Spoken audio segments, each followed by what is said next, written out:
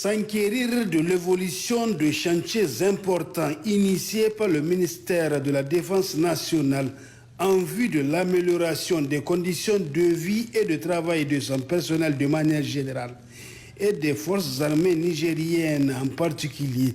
Tel est le but visé par le ministre d'État, ministre de la Défense nationale à travers cette série de visites qui a débuté par la cité militaire située sur la route de Hamdallaye au niveau de la localité de Barchawal.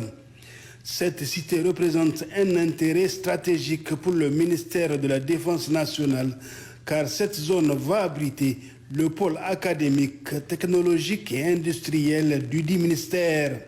Composé de logements existants, 110 villas F3 et F4 au total et 728 parcelles acquises, ce projet vise la modernisation de l'instrument de défense nationale. La cité servira en effet de loger les personnels du ministère pour leur faciliter l'accès à leur lieu de travail. Les travaux avancent comme prévu.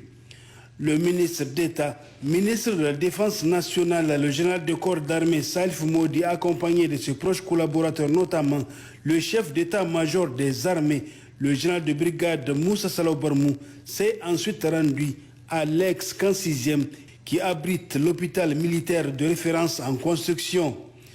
Comme à la cité militaire, ici aussi, le ministre d'État et les hauts responsables de son département ministériel composant sa délégation ont été édifiés sur l'avancement des travaux débutés il y a 2 mois et qui évoluent normalement. Ce projet avait été initié avec un partenaire qui a suspendu sa participation pour des raisons qui lui sont propres. Mais comme l'État du Niger veut garantir aux militaires et même aux civils l'accès à un service de santé de qualité, il a continué les travaux sur fonds propres. L'hôpital militaire de référence sera en effet un complexe hospitalier d'une capacité de 395 lits. En marge de ces 2 visites, le ministre d'État, ministre de la Défense nationale, est passé au Prytanée militaire de Niamey pour s'enquérir de l'état d'avancement des travaux de construction de 2 bâtiments R+1 qui serviront de dortoir et de salle de cours pour les élèves. Là également, aucune difficulté n'a été signalée.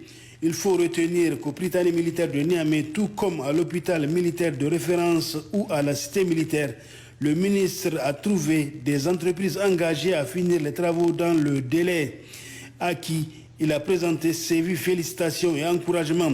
Retenez que tous ces projets sont initiés sur fonds propres de l'État du Niger, une preuve à suffisance de l'attention particulière qu'accorde le CNSP et son président, le général de brigade Abdraman Tchani, chef de l'État, à l'amélioration des conditions de vie et de travail des forces armées nigériennes en particulier et de la population en général.